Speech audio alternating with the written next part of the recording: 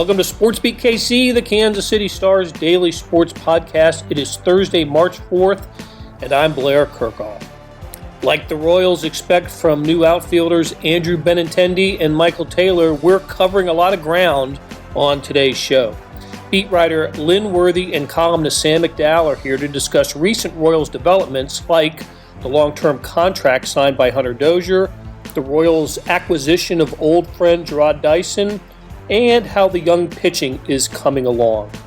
In addition to Lynn and Sam, you'll hear from Dozier, Daniel Lynch, and Whit Merrifield on today's show. So let's get started talking Royals on a program that started as a SportsBeat Live. Hey, good morning from Kansas City, and welcome to SportsBeat Live, the Kansas City Star's weekly interactive show where we talk Royals with the reporters who know them best and with you. So send your questions and comments about the Royals and about baseball to us, and we will get to as many as we can. Let's welcome in beat writer Lynn Worthy. Lynn, good morning. How you doing? Good morning. I'm doing good. How you doing? Good. And in the spirit, here I am. I'm thinking that we were going to overpromise and underdeliver, but no, Sam Mellinger is here. Hey, Sam. What's up? I just had a little problem logging in, but thanks to my advanced technological skills, very advanced, I want to stress that, I'm in now. Okay. Well, we're all thankful for that. And it's good to see you. I thought we would start today with some of the bigger news of the week with the Royals, and that is the extension given to Royals third baseman Hunter Dozier, and 4 years, $25 million. That happened several days ago. We haven't talked about it since our last show, so what we're going to do is hear from Dozier and Royals general manager Dayton Moore. Let's play that tape now.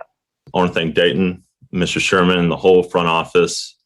I truly believe that the Royals is the best organization in all of sports, and it's because of this guy sitting next to me. Thank you for taking a chance on me back in 2013 and just having confidence in me throughout this whole baseball, minor leagues, big leagues, and stuff like that. First of all, congratulations. Thank you.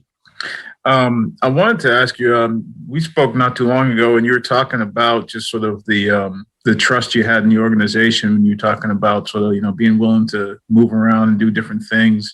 And that part of that being because of the trust. Does a day like this sort of reinforce that for you? How big a deal was this for you to, as far as the trust, but also just to sort of get that security going forward? Yeah, it's a big day for me and my family. Like I told you, I trust Dayton in the front office and our coaching staff. I know we were talking about positions and stuff, and like I told you, whatever they feel that's best for the team, like I said, I want to win. So wherever they think I'm best fit for the team at that point, I'm all for it. And for the extension, it kind of takes I'm not a big fan of the business side of the baseball. You grow up loving this game just because you love baseball. And then as you get drafted, the business side does come in to it, and it's a blessing because you can provide for your family. So now I can kind of not think about the business side of baseball and just really focus on winning and having fun and doing whatever I can to help that team win. And we're going to do a lot of winning. I can promise you that. Okay, I promised some sound from Dayton Moore there. He was there. We didn't hear from Dayton, though. That's my bad editing skills at work. But I thought a couple of interesting points to make here, Lynn.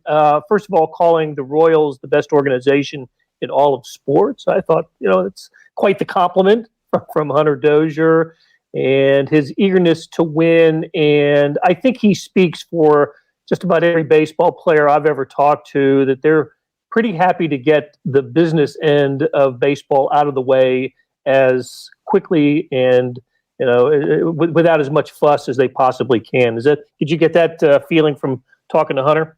Yeah, and I'd say if they gave me $25 million, I'd be pretty high on the organization as well. So that's not too surprising.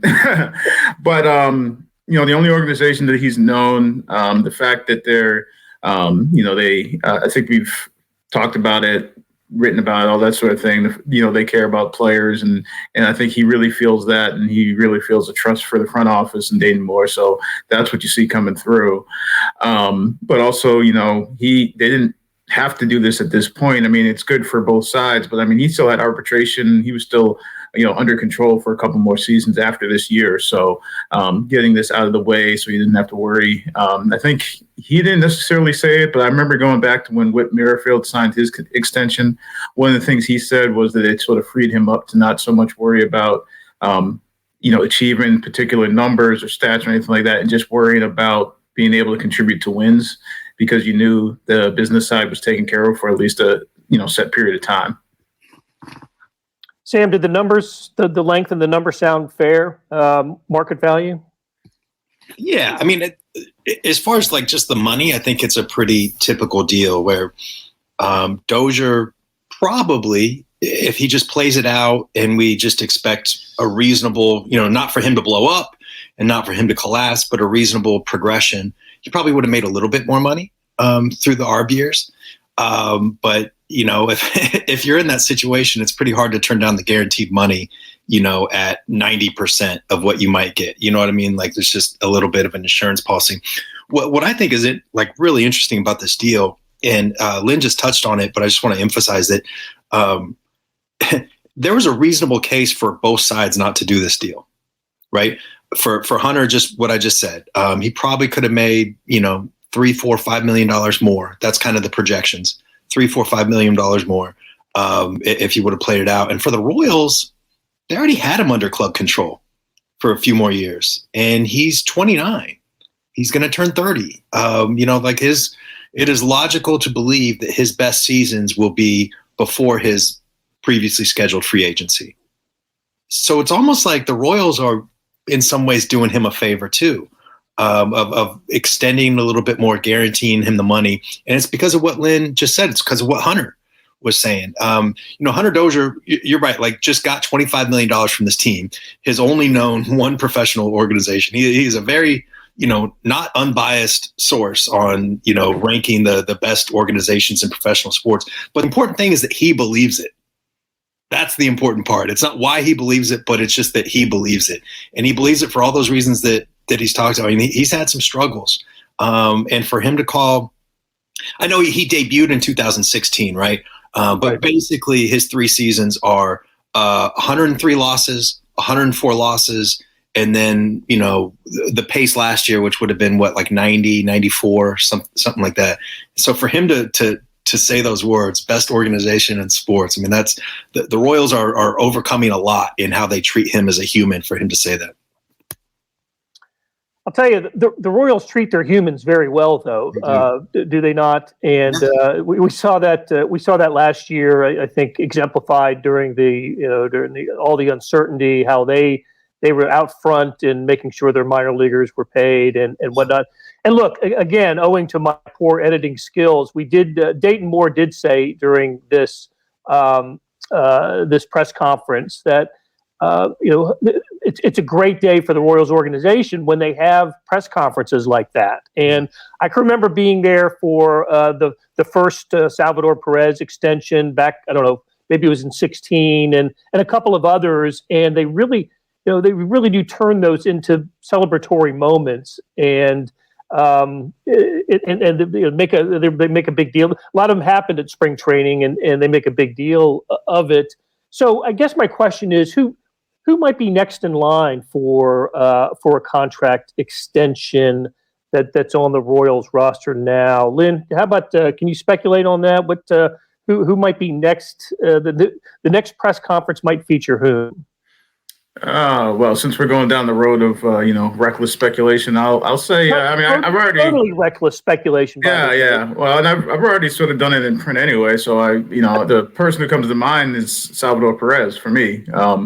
Because he's going to be up at free agency at the end of this year. And I wrote something a few weeks back just talking about, we saw this offseason was sort of billed as a big offseason for catchers with Real Muto and, James McCann, and Yadier Molina being a free agent and ultimately returning to St. Louis. So what that might mean for Salvi. And I think that's the next one, because he's sort of, and maybe this is just me thinking this way, but I feel like he's the next one that's in that mold of, Alex Gordon, the tie to that championship team, a guy who's been a career Royal who, you want to keep in-house maybe and be your face of the franchise, homegrown superstar. And with free agency coming up at the end of this year, I feel like he's probably the next one up. How about Brad Keller? Would he be? Is this somebody that you think the Royals would consider? Is it time for the Royals to consider a longer term deal for him? They could. I like Brad Keller. He's got a lot to believe in, and he's kind of a weird pitcher because just the numbers profile doesn't make sense. He doesn't strike guys out and all that. But if you just watch the games and watch the swings and watch the contact against him, I mean, I'm not saying he's going to win the Cy Young Award this year or next year or whatever, but he's got sort of potential like front of the rotation kind of production. I think he's a guy you can believe in. The Royals would, I mean, Lynn is right. They would love to get Sal done. And I kind of feel like because of what he just mentioned, Lynn did about he's a free agent at the end of the season. It's almost like if they don't get something done by the end of spring training, probably going to hit free agency. And once you hit free agency, it's kind of hard to get those guys back, depending on the market. And he'll have a weird market. There'll be some teams that are in love with him, and there'll be a lot of teams probably that don't want him because of the body, because of the position, the age, all those things. That's an interesting one. And I also think the Royals would like to get Mondesi done. That there's some complications there.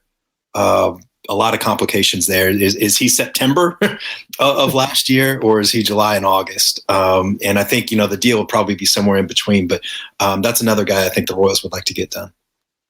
But probably a long shot. I don't know that that'll get done in the next month or whatever. Since you just mentioned him, Sam, what's the latest on Mondesi's foot injury, Lynn? Is it the one player you didn't want to hear about having an injury at spring training, and Mondesi comes up with a foot injury? Are they expecting him back pretty soon? The last that we heard was that he could even be seeing some game action maybe later this week. Haven't gotten an update, today or the last 24 hours, anything like that. But I was, I'm in KC now, but I was in Arizona last week, and he was taking part. It wasn't like he was sidelined. I mean, he was doing the infield drills. He was doing live ABs. I think they're just being Mike Matheny had said that they were being cautious about him running because speed's such a big part of his game, and it's so early that they just don't feel like pushing it with that foot. And it was, he took the understanding was he took a live pitch off of the foot before he came to camp, just doing work and stuff. So, I mean, he's been taking part in everything, at least during that first week of full squad. So it doesn't sound like it's serious. It sounds like they're being more careful than anything. Good to know. Okay, we're going to let Mark Schremer take us into our next topic, and that is, what is a realistic expectation of Jarrod Dyson's role this season, and what does that mean for Bubba Starling? Yes, the news of the last couple of days, the Royals looks like they're going to sign Dyson to a one-year deal pending a physical, and getting the band back together. We've got Greg Holland back on a one-year deal. Wade Davis is in camp, joining Danny Duffy and Salvador Perez as players that were part of the 2014 and 2015 season. I believe now that the Royals have in camp more players from those years than they did on the roster last year. So what is the expectation in the role for Jarrod Dyson? What are you hearing about that, Lynn?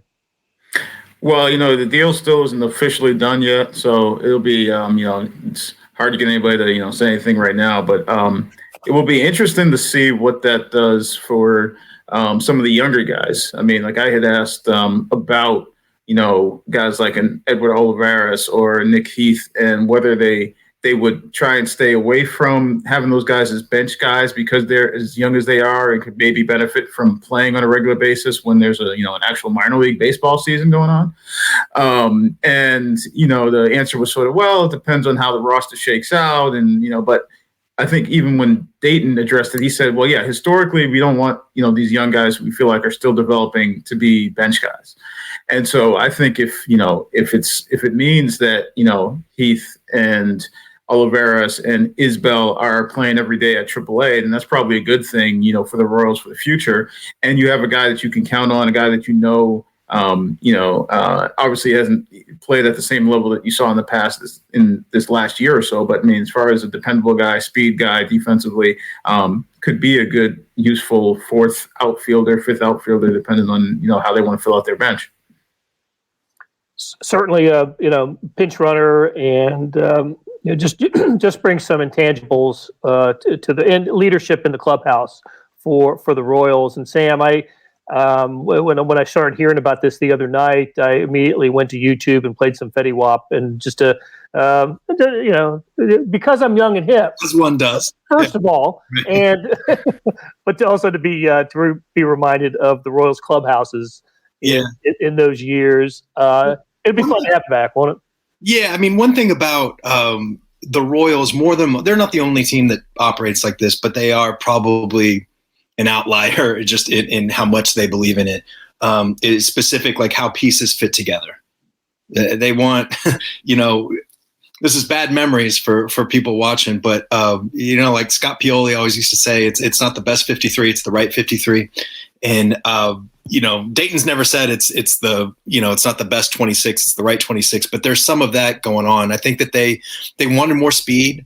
And look, Dyson's 36, and depending, there's metrics everywhere that say that he's not quite as fast as he used to be. But they wanted somebody that could cover some ground, that could go get it in a big outfield. A little bit of an insurance policy, somebody that's won. They believe in, that's part of. It's not the biggest part. I'm not saying that, but that's part of the attraction to Benintendi, to Carlos Santana. Michael Taylor has experience, on winning teams. Like they believe in that. They believe this group. We were just talking about Hunter Dozier, that is enough of a central figure of this team that they gave him a long-term deal, but has also never played on a team that hasn't been bad. That hasn't been buried in the standings. So they want to jumpstart that a little bit. It's an interesting deal. I don't think Dyson's not going to have a huge role, right? Like I think he had like 10 hits last year. But it's an interesting piece and certainly a fan favorite. Yeah, it does make you wonder what becomes of the innings of Nick Heath, of Bubba Starling, what their status becomes with this. I didn't expect it. I just thought that was kind of an interesting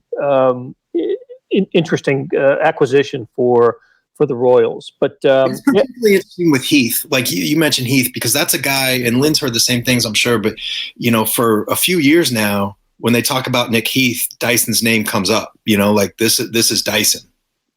And if you're Nick Heath, if you're Bubba Starling, I mean, I know it's a business and everybody's trying to compete and all that, but it would be hard not to see that as sort of a lack of confidence.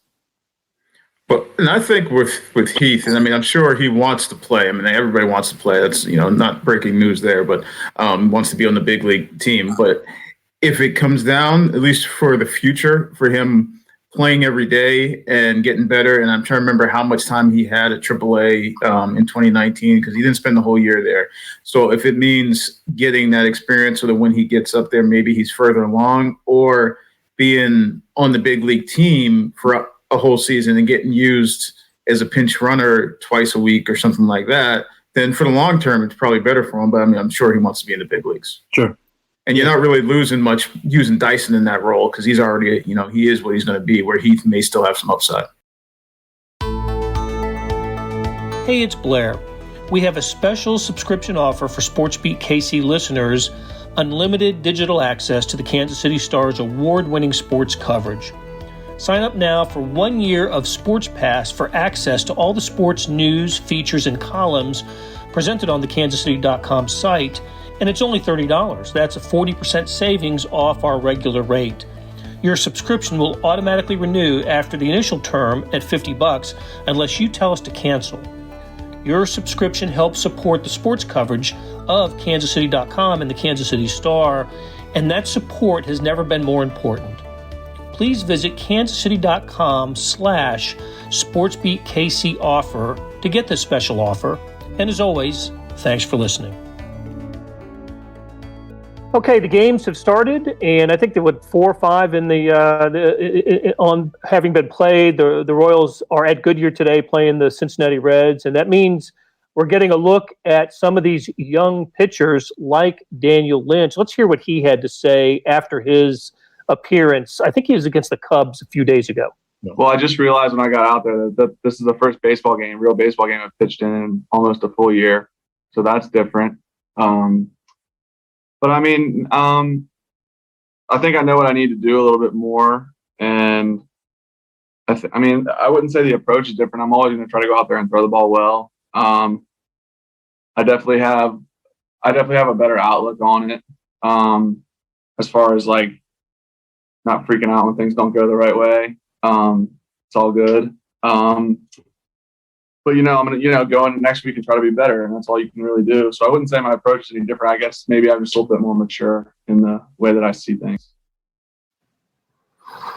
So it was 1 2/3 innings, and I think he got through the first inning pretty well. It was the second inning that he pitched that they gave up 3 runs. But, he reminded us that he'd never faced major league batters outside of, the development at T-Bone Stadium last year, and hadn't pitched in a real baseball game in more than a year. So we kind of have to keep that in mind when we're evaluating and observing these young pitchers, don't we, Lynn? Yeah, and with Lynch specifically, and actually I think it may be up now. Actually, a story that we did, or that I did recently. I got talked to him when I was in Arizona. I got some one-on-one time with him, and it's interesting because Mike Matheny from early in Pitchers and Catchers talked about how he looked like a different guy from last year when he was, in camp for the first time back in, before the pandemic, and just more confident and he had more of a presence. And he thought that, just seeing Singer, Bubic get there last year changed some things for him.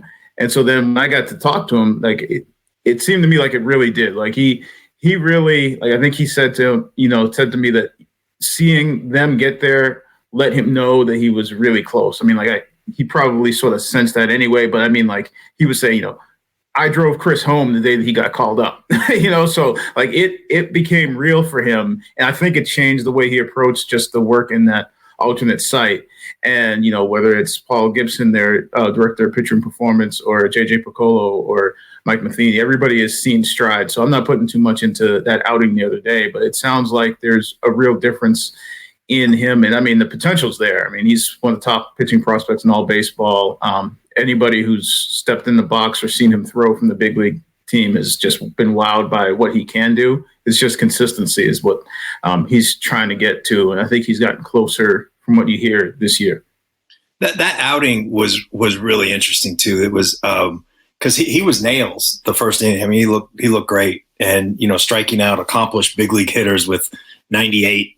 He looked great, and then the second inning he did falter a little bit. But I don't know if I would have thought about this as much, but the clip that Beth just played of him saying, it was the first time I've pitched in a real game in almost a year. So that was different. That was just a funny way for him to say it. But there was a guy in the stands at Sloan Park, and I don't know if the guy had too much to drink or whatever, but this guy, you can hear limited crowds, you can hear specific. This guy was wearing Lynch out in the second inning. I don't know if Lynch could hear it. I'm sure he could hear it. I don't know if he was paying attention to it or anything, but it's got to be a little bit stunning. I mean, it's not the first time Lynch has been heckled. You don't get to this level without, coming into contact with some idiot in the stands, right? But it was just, when he said it like that, I just wonder if that was part of what he was thinking about. There's a lot of just little things that you can develop, and you can do other things at T-Bones Park, and there's some advantages to be over there actually. But there's some stuff that goes on in real games that you can't prepare for unless you're in real games. I wonder if he was a Virginia Tech fan. Didn't Lynch go to UVA? Yeah, he's a Virginia kid. Yeah, it's it's going to be interesting to see how some of these guys, like even when we talk about Singer and Bubic, they haven't pitched in ballparks with actual fans in them. Last year. I mean, even I think trying to remember what Singer had. I think maybe 12 starts and Bubic 10 starts, but like those are big league starts against big league hitters in big league ballparks. But there hasn't been the atmosphere, the fans. There hasn't been quite the build up in the atmosphere. So it'll be interesting to see how that goes, especially over an extended season.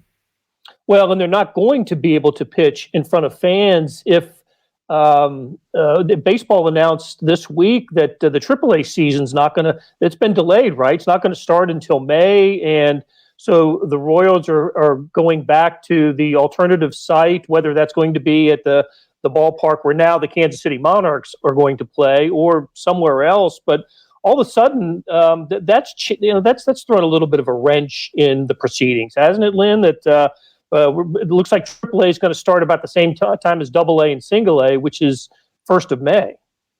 Yeah, I mean, it will. It's going to change things a little bit, but at the same time, I mean, like they knew there's going to be a period of time. There's going to be some sort of a gap between when camp ends for the big league team and when these guys start playing, minor league games. Like that was always going to be, I mean, even, because minor league camp starts later, so some of these guys were going to be there for big league camp. And if they didn't make the big league team, we're going to be working out and throwing and having to stay, ready and stretched out and all of that until the minor league season started. So, I mean, there was things in place that, I mean, it's not a total shock, I don't think. I think there was people who knew that was probably the case, even though the AAA season, at least until, this week, wasn't technically pushed back. I think that was something that people were ready for.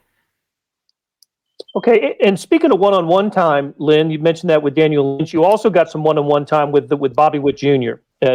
When you were in Surprise, and he had some good at bats yesterday. I noticed in the box score. I didn't get to see the game, but what anything that he said stand out to you? What were your impressions of Bobby Witt Jr. When you were in Surprise?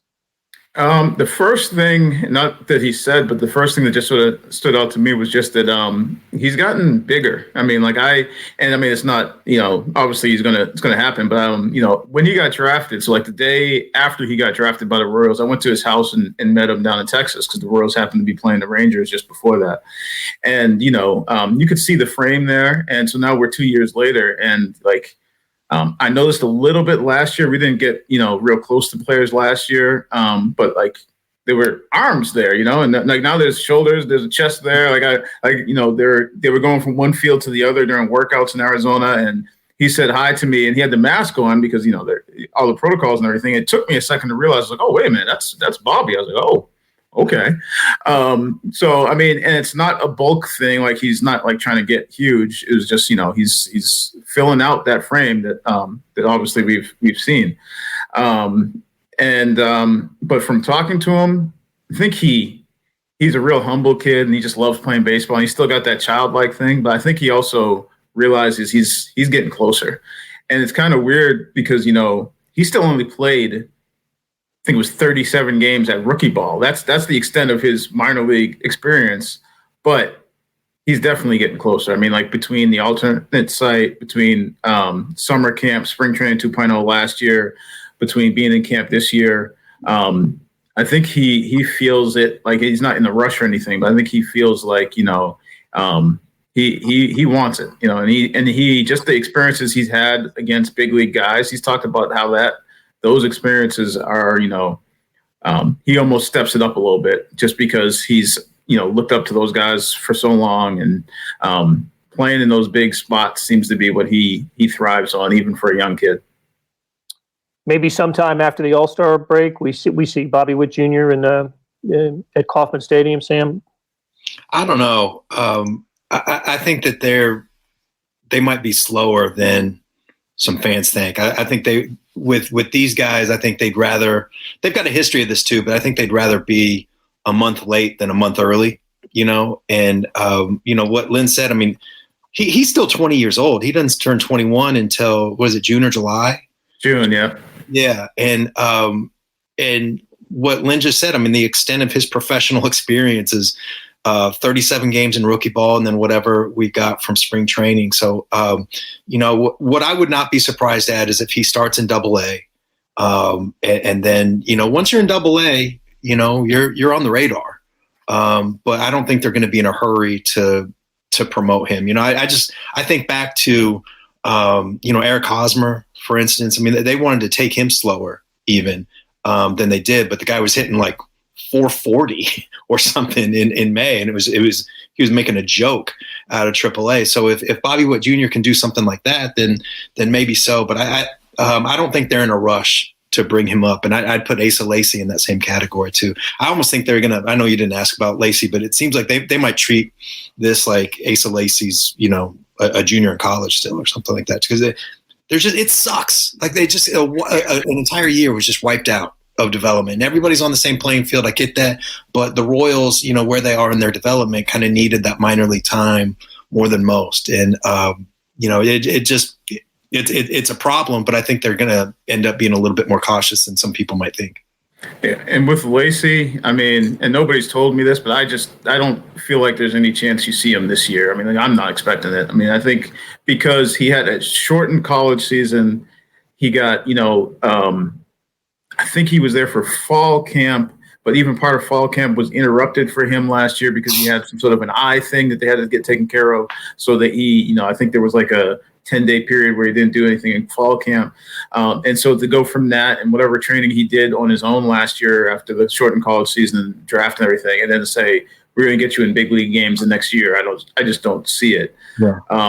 With Bobby, I feel like I agree with, Sam in that, Double-A is probably more realistic, and I don't know that you see him in the big leagues this year. And I don't think that's a bad thing either. I mean, it might just be because I covered a lot of Double-A baseball, for years in different places, and it just that's a challenging level. I mean, it's not big league ball, and so people just sort of like, all right, whatever, Double-A. But I mean, like, there's guys who are really good who have to figure some things out at Double-A, and I think if that happens with Bobby, it's better it happens there than he never has any bumps in the road, then gets to the big leagues and then has, some trouble and then has to figure it out at that level.